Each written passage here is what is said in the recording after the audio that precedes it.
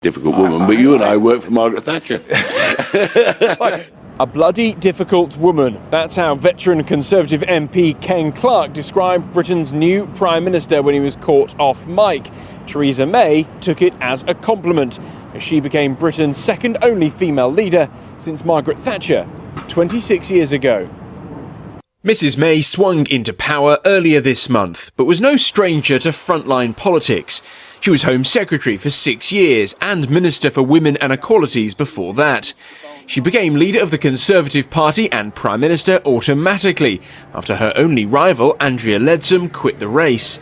She promised to make Britain work for everybody. We will make Britain a country that works not for a privileged few, but for every one of us. That will be the mission of the government I lead, and together we will build a better Britain. So who is Theresa May and what does she stand for? She's something unknown, and she's supposed to be pretty boring. I think that's really what's going to define her. And the funny thing is, people are excited about how boring she is. I think we want that. We want somebody who will be technocratic and a sort of British Angela Merkel. That depresses me greatly, but I think it's what a lot of Conservatives are pleased about. It was Angela Merkel who Theresa May met first on the international stage, travelling to Berlin just 1 week after becoming Prime Minister.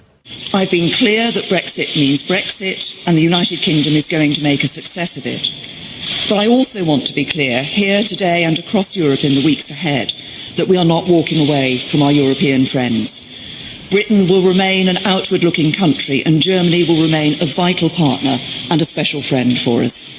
So what of Theresa May's political stances? She voted in favour of approving same-sex marriage in the UK. She's campaigned for more action to tackle domestic violence, and during her leadership campaign spoke about equal opportunities for women, saying if you're a woman you still earn less than a man. Times have certainly moved on since Margaret Thatcher was Prime Minister in 1990. So what does a female Prime Minister mean for Britain now? Well, it's still hugely important symbolically. Worldwide, there are only, with Theresa May, 16 female prime ministers and presidents currently. So very much we still have a gender gap in political leadership around the world.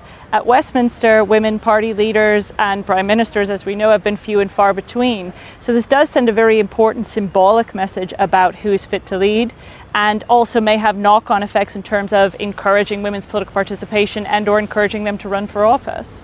Once inside Downing Street, the new Prime Minister wasted no time in building her team. Theresa May's cabinet reshuffle was certainly dramatic. Away from the limelight of Boris Johnson being made Foreign Secretary, some of the biggest jobs in government went to women. Replacing Theresa May as Home Secretary was Amber Rudd, while May's former leadership rival Andrea Leadsom was promoted to Environment Secretary. Women have also been given the top jobs of Education Secretary, Justice Secretary and Culture Secretary. In fact, British politics has women across a broad range of leading roles. Scottish Conservative Party leader Ruth Davidson and Scotland's First Minister Nicola Sturgeon.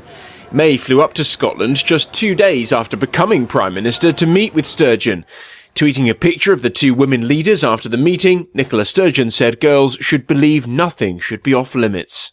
I think in Scotland, gender equality has very much been a part of the conversation with devolution, and because of moments of opportunity like devolution, institutional change, women have been able to integrate those demands for equality, for representation into those kinds of processes. We've seen less change at Westminster in part because it is such a historic and an institution with such legacies that it's very difficult to change in many ways.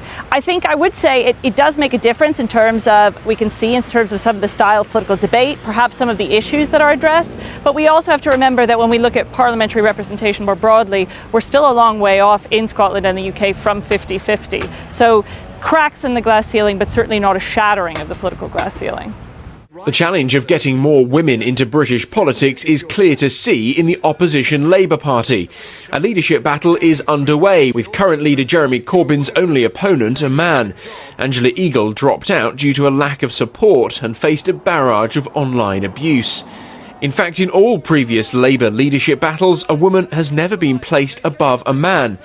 With huge infighting in Labour, Theresa May chose her first Prime Minister's questions to attack Jeremy Corbyn. I'm interested that he refers to the situation of some workers who might have some job insecurity and potentially unscrupulous bosses. I suspect that there are many members on the opposition benches who might be familiar with an unscrupulous boss.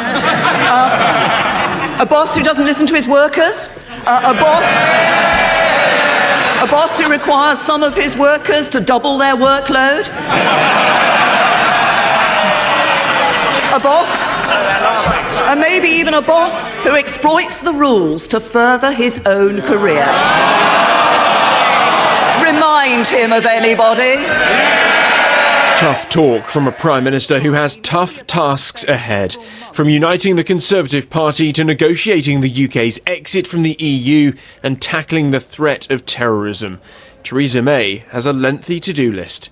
Dan Whitehead, SABC News, London.